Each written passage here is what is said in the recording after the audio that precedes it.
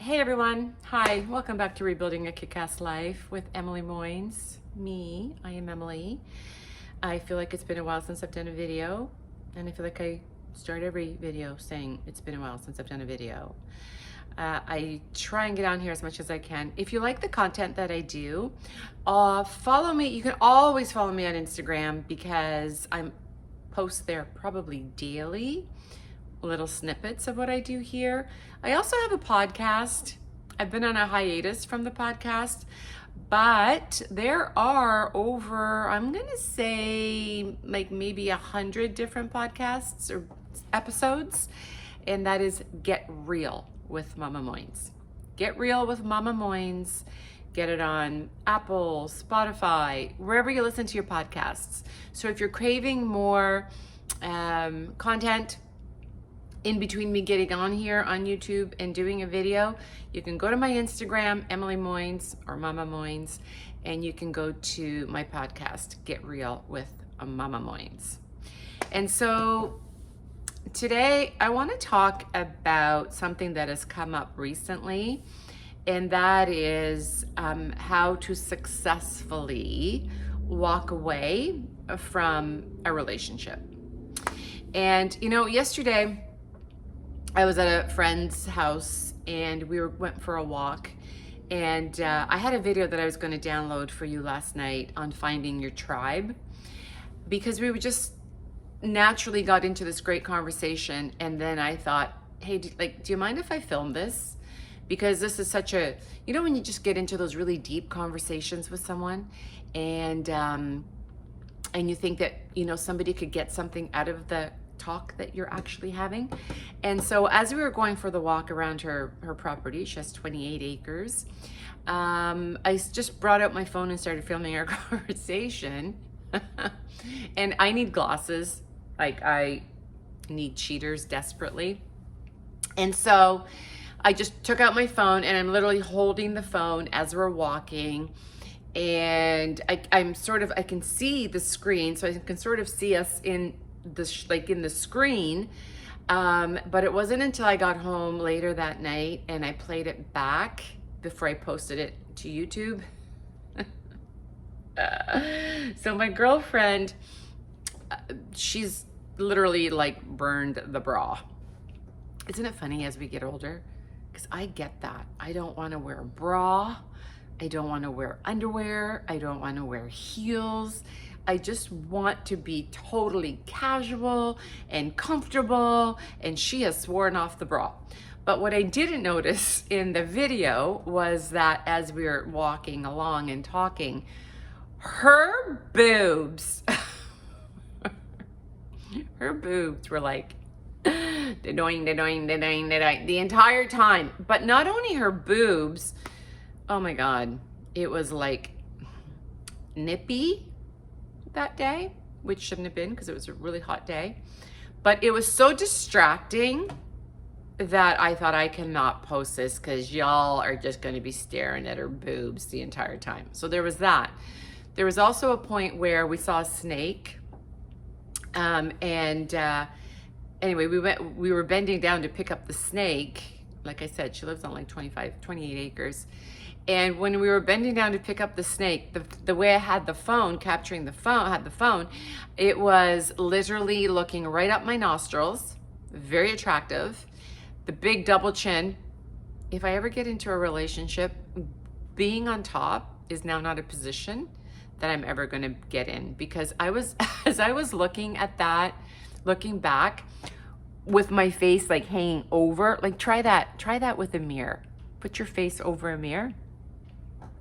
Oh my God, I was dying. I was laughing so hard in my bed before. Thank God I played it before I posted it, because there was no way. It was not pretty. You could see the hair nose in my nostrils. You could see the double chin and the droopy face and their boobs. Oh, and the nipples. Oh my God. I know Kim Kardashian came out with some bra that has actual nipples in the bra. Who wants that? Who wants the attention? Anyway, so it was such a great conversation on how like as we get older, we just really gravitate to certain people, and we just want relationships to be easy, and we just want to hang around like-minded people, and we just want to be with people that make you feel better after you left, the conversation, or after you've had engaged in conversation with someone and you walk away feeling better about yourself than before you met them. That's the kind of people I want in my life. The people that are uplifting and supportive, and people that make you feel good, and that are easy and safe and comfortable. And we traveled together to Borneo, and we traveled together to Madagascar last year. And I made a video on this already, how Borneo changed my life. I don't even think it's Borneo that changed my life. I think it's traveling to these destinations in the world that I probably never would have gone to on my own, like Malaysia and Madagascar, Africa. But going and being in groups that are like-minded. Birds of a feather flock together. You are the company that you keep. It just feels so comfortable, and it feels safe, and it feels home, and it feels like community, and you connect and you vibe. And anyway, that was the conversation that we were having. And it was such a great conversation because we talked a lot about some of the people on the trip and what we liked about them and how we connected with them. And but unfortunately, unless you just want to see bouncing boobs for a half an hour, I'm not going to post that video. I'm sure she's happy about that. Anyway, what I want to talk about today is walking away from a relationship. How to walk away from a relationship properly. And I know that sounds kind of like, well, what do you mean walk away properly? For those of you that don't know, I did write a book after I left my second marriage 8 years ago, Rising Up, Take Charge, Break the Cycle, and Rebuild a Kick-Ass Life. You can buy this on Amazon, but Amazon is just a Kindle version. You can get it on my website, mamamoynes.com. I think you can also get it on my Instagram under shop, I think. It's like a little self-help manual. Everything I learned. I had this insatiable appetite after I left my second marriage to really rediscover who I was and get back to sort of my authentic self. I feel like I lost myself in that second marriage. I was there for 15 years, and I really feel like I don't know, I became a completely different person. And the reason why I want to talk about how to leave a relationship properly is because I actually tried to leave that marriage 4 times. I didn't try, I did. I left 4 times. I left the first time, and I rented a house. I left the second time. I went to a different part of the province. I live in the Toronto area. I went to Ottawa, stayed with my sister for a few months. I left the third time. I rented a house for almost a year. And the problem was that every time I left, and statistically, when you are in a toxic relationship, when you are in an abusive relationship, when you are in a narcissistic, abusive relationship, anytime you're in a relationship that is dysfunctional and toxic, statistically, it's 5 times. Women will leave 5 times and go back before they leave for good. And so what I realize now is that every time I left, I always kept the doors of communication open. I didn't leave, I always left with the mindset of hoping to end up back together. I always left, but, saying the words, I'm done, I'm done, I'm done, I'm done. I would say the words, but at my core, I was too scared to be done. At my core, I was afraid of not making it on my own. I was afraid of financially not being able to do it. I didn't have a job. I didn't have income. I was afraid of, I can't actually say that I was afraid of being alone. I really never feared being alone. My biggest fear after being completely financially dependent on someone for 15 years, which I do not recommend, by the way, and I try and instill that in my daughter today. If there's one thing that I can teach her, is that never become financially dependent on a man, because then you are stuck. You're stuck. And so I felt stuck. And I felt like, I just felt like was not going to be able to cope or to do it on my own, which is crazy because I had always been on my own. I was on my own before getting married the first time. And then when I left my first husband, who's the father of all three of my children, completely different scenario. I mean, completely different.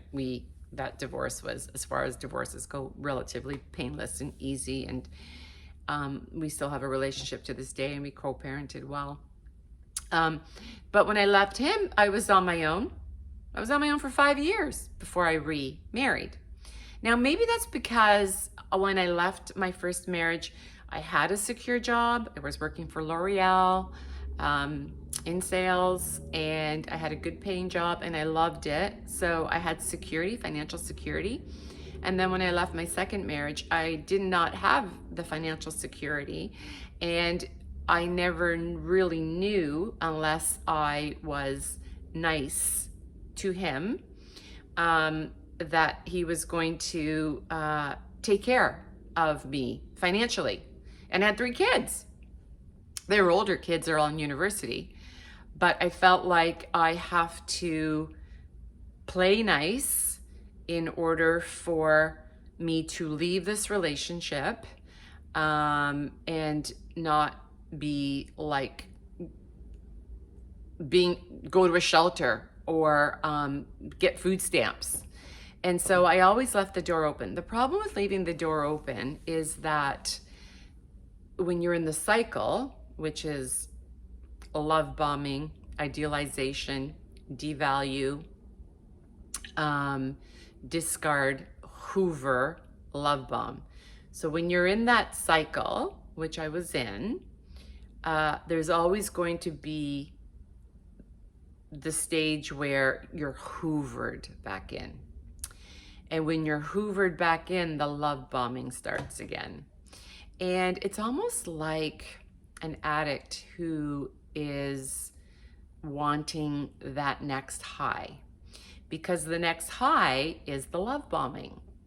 The next high is everything being good again and being romantic, and the feelings of being taken care of, and the feelings of, the stress being relieved. And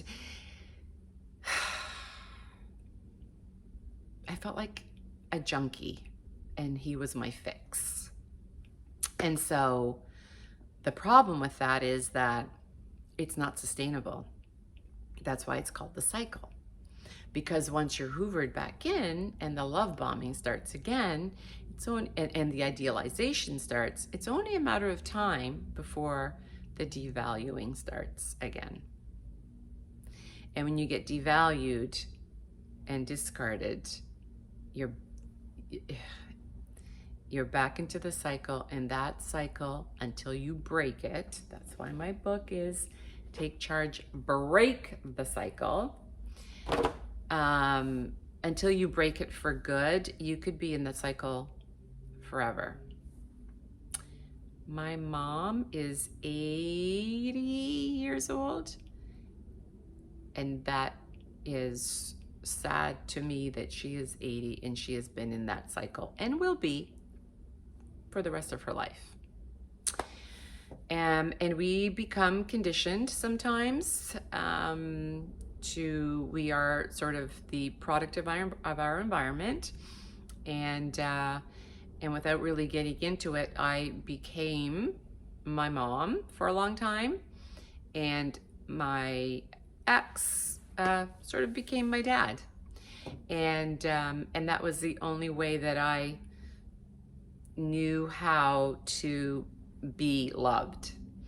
And I just felt like I was never good enough, could never measure up, was not an equal, was not a partner, didn't have a say, was not an equal financially, was not a partner, where I felt like we were a team.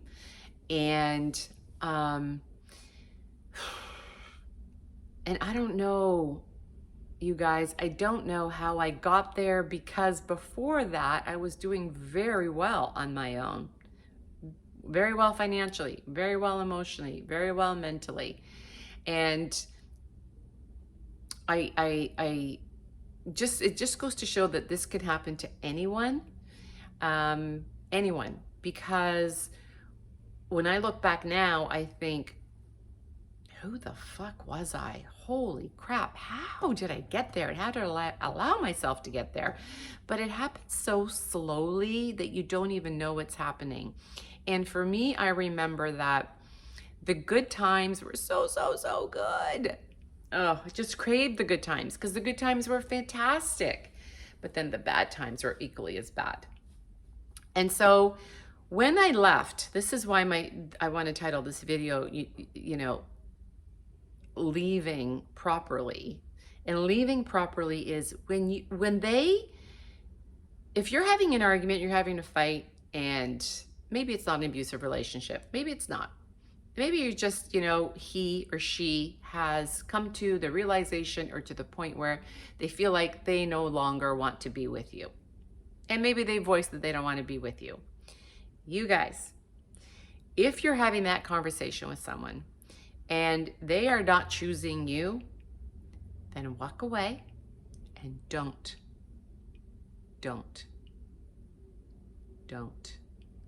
look back. Don't try and fight for it. Don't beg for it. Don't try to justify, rationalize why they're making a mistake. If somebody now said to me, you know, this isn't working out, I think we should move on, I want to pursue other people, my answer would be, okay. Okay. What we do when we beg, cry, fight against the notion that somebody is not choosing you is that we literally are diminishing. We're diminishing our self-respect, our self-worth, and that person is going to look at you like they're not going to respect you as much as if you, what am I trying to say? What am I trying to say? There's so much I want to say, but my thoughts are all discombobulated. So I just feel like when you are, you're too desperate. You're too desperate when you're trying to cling on to something or to someone who has just said to you, they don't value you. They don't want you. They want to pursue someone else. And you are just allowing them to keep belittling you, to keep disrespecting you, because the more you give, the more chances you give them, the less they will think of you. Okay? The more chances you give someone when they have blatantly disrespected you, devalued you, ignored you, the more chances you give that person, the more you beg to stay with them, the more you beg them not to leave you, the more they will disrespect you, the less they will think of you. When you finally stand on your own 2 feet and they say to you that they want to move on, let them go. Just let them go. Let them go. And when they see you doing well and they are not used to you giving that reaction of, okay, because you have self-worth, because you have self-respect, and you're not going to be with someone that doesn't choose you, then they are going to look at you in a whole other light. And I can guarantee you they're going to come back chasing you. I can guarantee that.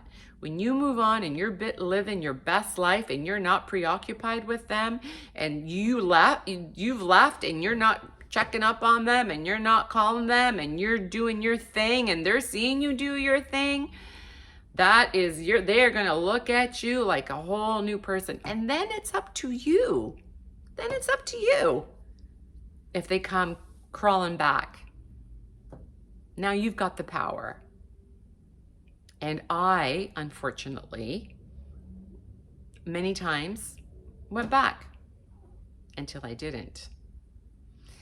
And I think that when you walk away and you hold your head high, and you just work on yourself and create the best version of yourself, and you place value on what you want and what your core values are and what you're going to put up with and what you're going to tolerate.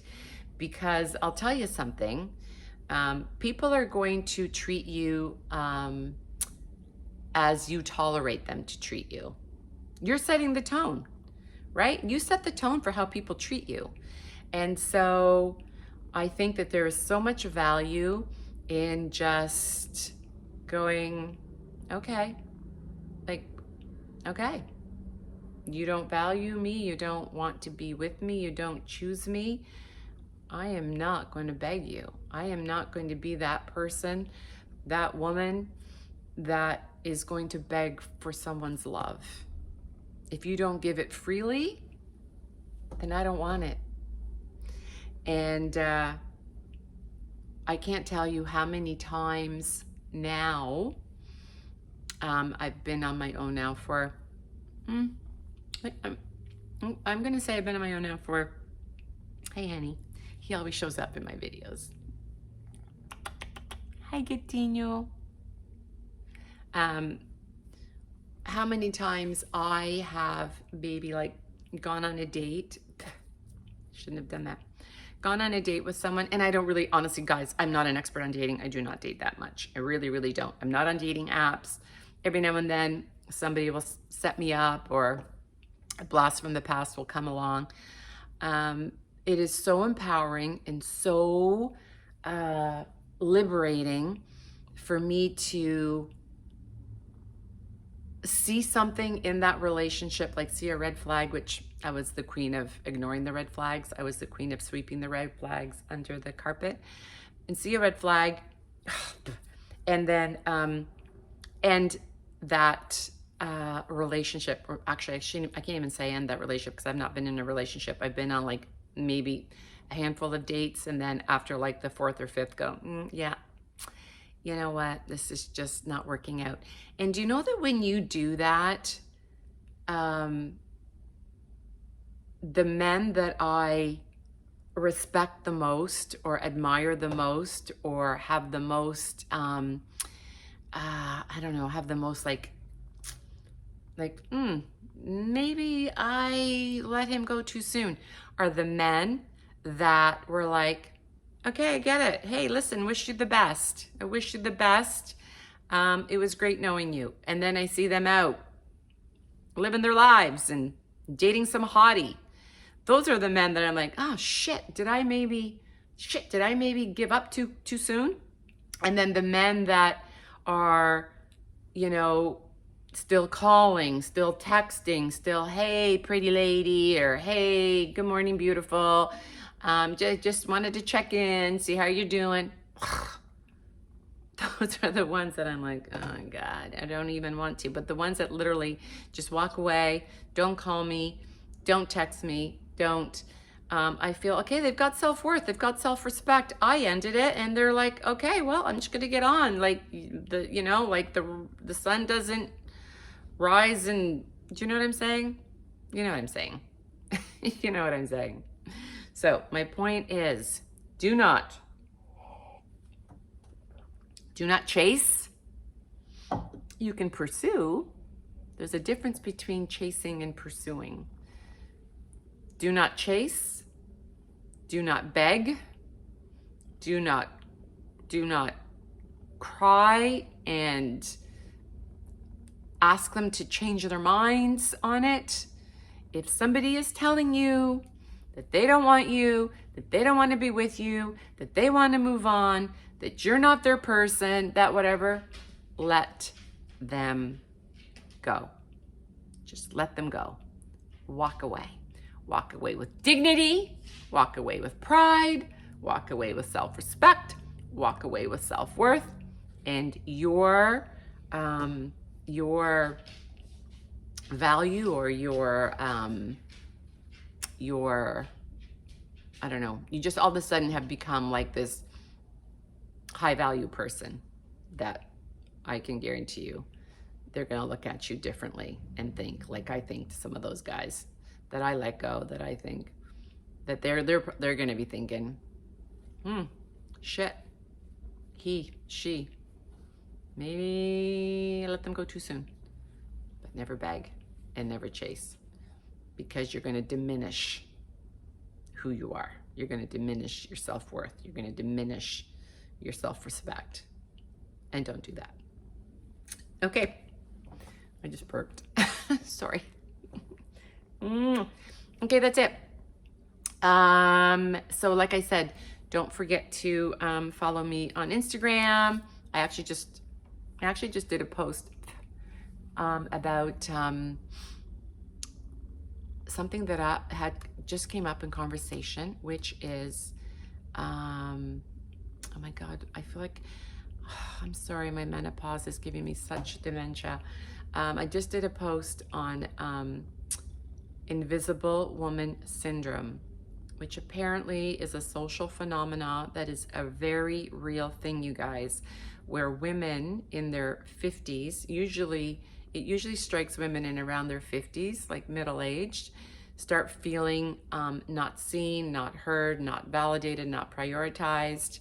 And when I heard this, and then I actually Googled it and did some research and found out this is a real thing. I just did a post on my Instagram about, and there's a picture of me when I was 50, I'm 58 now, a picture of me when I was 50, because apparently strikes women at around 50 that you start feeling less heard, less valued, less whatever. And when I turned 50, I was probably, that's when I got my courage to leave my marriage. That's when I started writing my book. That's when I started my business. And I pulled up some pictures that I had taken on a photo shoot that were going to be for the cover of my book, which I didn't pick. I ultimately didn't pick any of those pictures, but I picked this one. No, I don't know if you can see. Anyway, I picked that picture, which is me like, you know, in a badass kind of pose. And I didn't pick the picture that you're going to see if you go to my Instagram. So it's me with boxing gloves on, mid-drift, completely bare, have like a sports bra on, that's it. And I'm looking at, and I didn't pick it then because I thought it was too show-offy and I'm 50 and it's inappropriate and blah, blah, blah. Now, I wish I had picked one of those pictures, because I say F that to feeling like our lives are over at 50. F that for being overlooked because society says we're too old. F that. Anyway, my point is that I just posted that and I've got so much engagement and so many comments and so much support. So anyway, check that out. That's it. Have a great day, and I'll see you back here on Rebuilding a Kick-Ass Life.